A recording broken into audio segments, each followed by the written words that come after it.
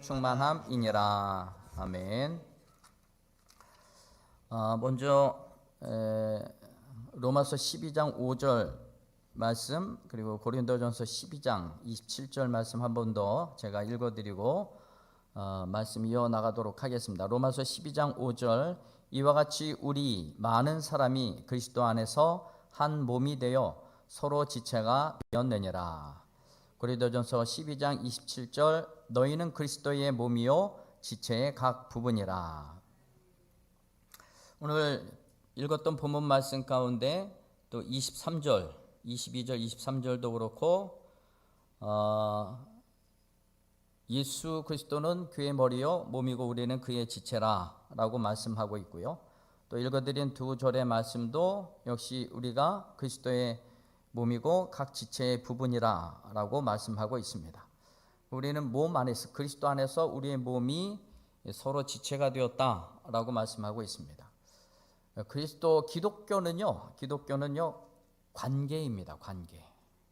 공동체로 늘 존재하고 관계임을 누구나 부인할 수 없는 사실입니다. 특별히 기독교는 관계다, 좀 포괄적이기 쉬운데 구체적으로는요, 기독교는 내가 출석하는 교회에서의 관계. 여러분이 관계인 거예요. 내가 출석하는 교회에서의 그 관계, 그게 바로 기독교의 존재됨이라고 하는 것입니다.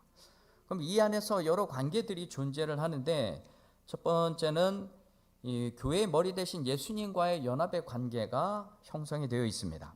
로마서 6장 5절의 말씀을 보면 우리가 그의 죽으심과 같은 모양으로 연합한 자가 되어, 우리는 그리스도와 연합한 자가 되었습니다.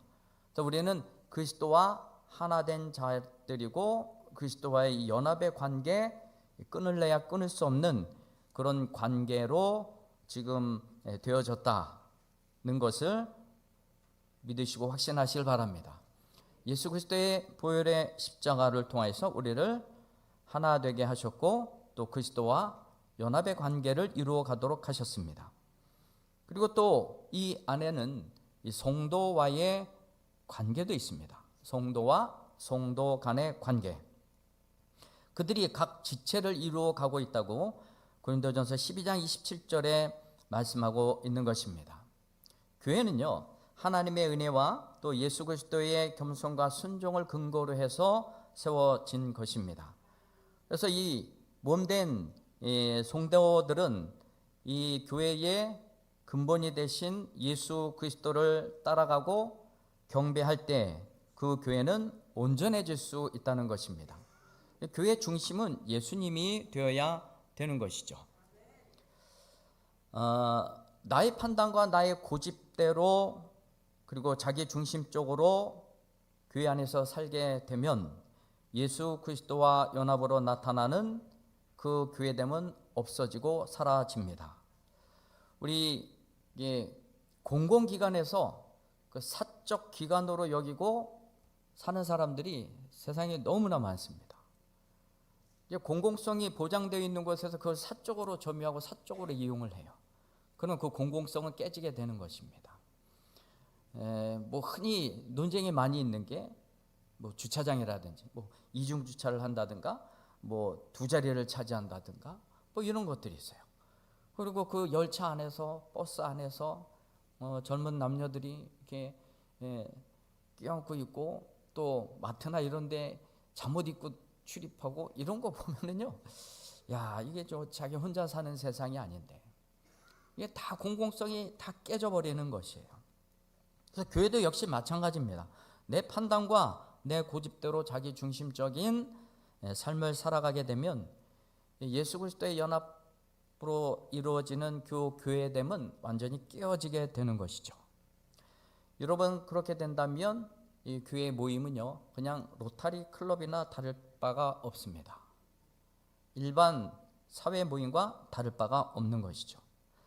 사도 바울은요, 매 교회에, 지역교회에 편지를 보낼 때마다 하나님의 교회라는 표현을 씁니다.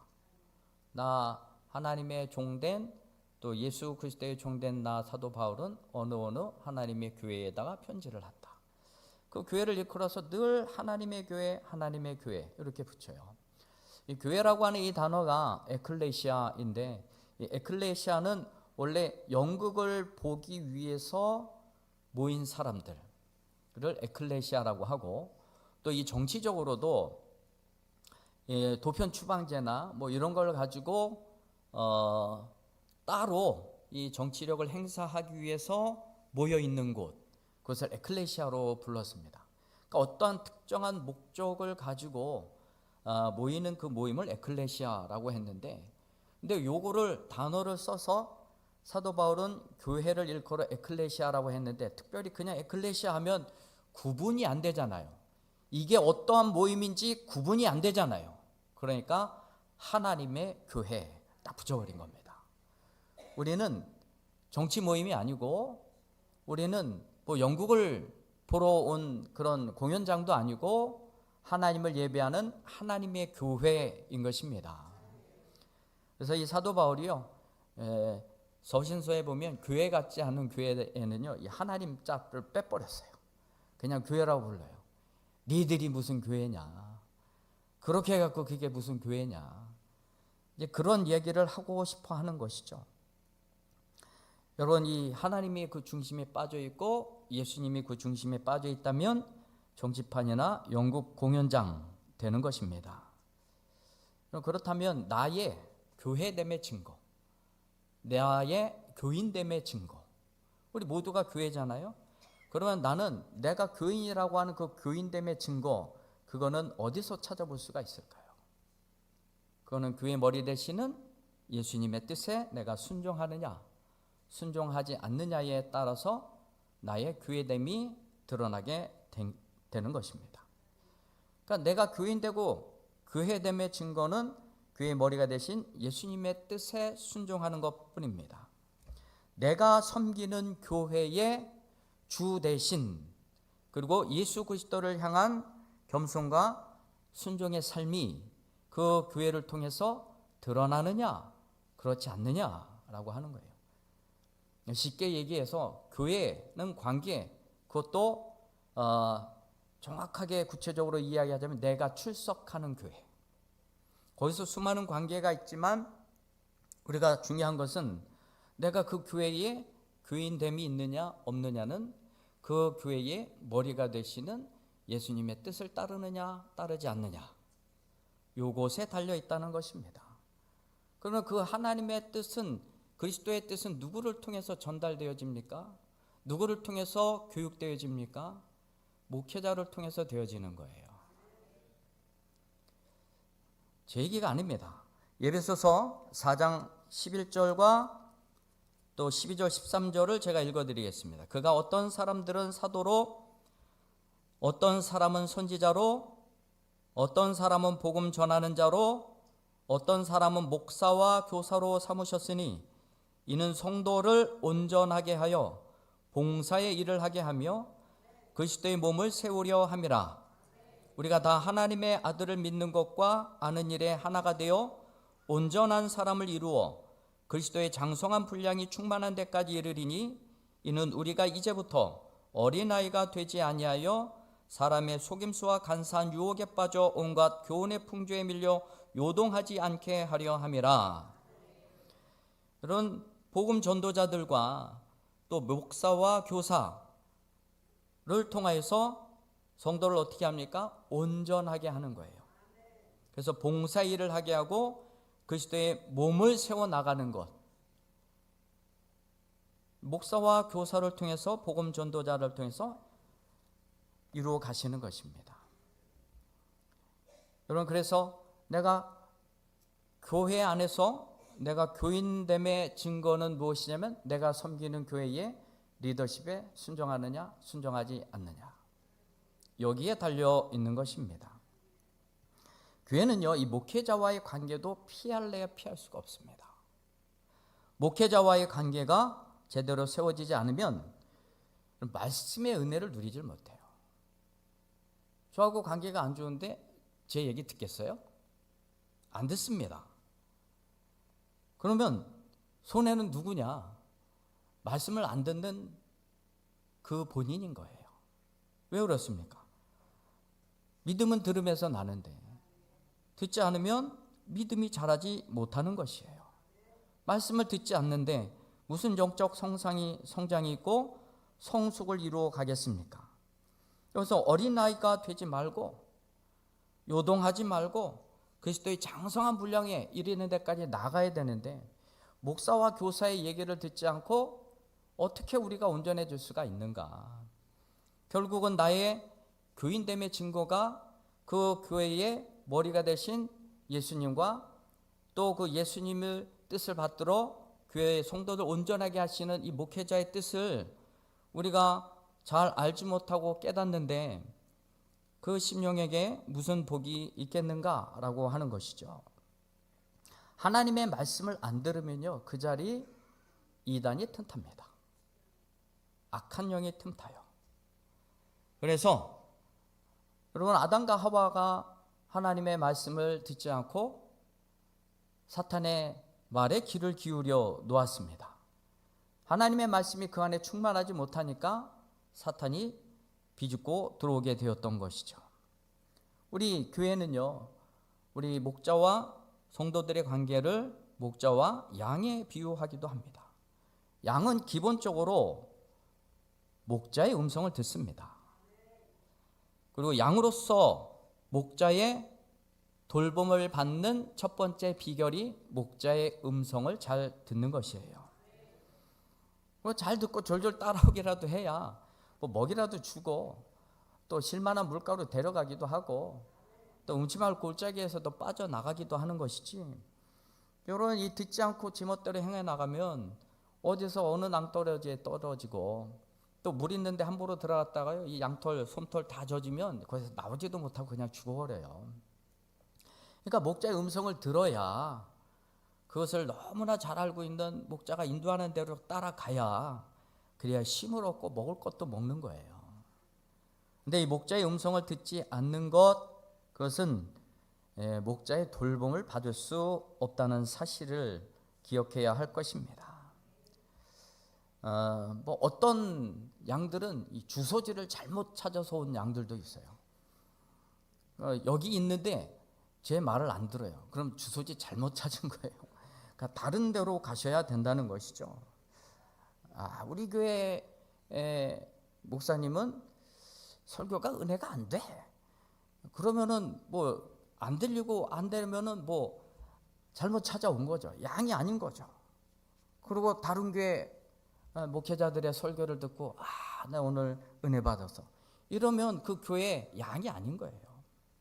여러분, 목자의 관계를 뛰어넘어서 받을 수 있는 복은 단 하나도 없습니다.